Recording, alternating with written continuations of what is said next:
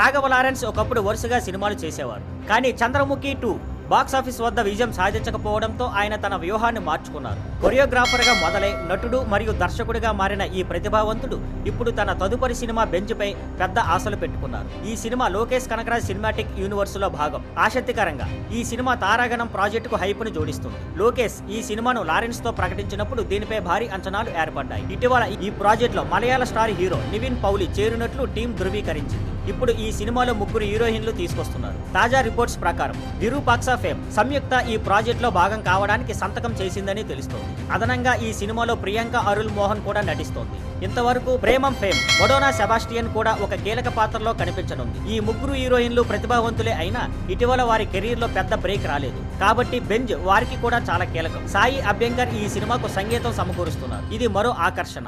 భాగ్యరాజ్ కన్నన్ ఈ సినిమాకు దర్శకుడు. లోకేష్ కథను అందిస్తున్నారు. Thank you for watching. Please like, share and subscribe.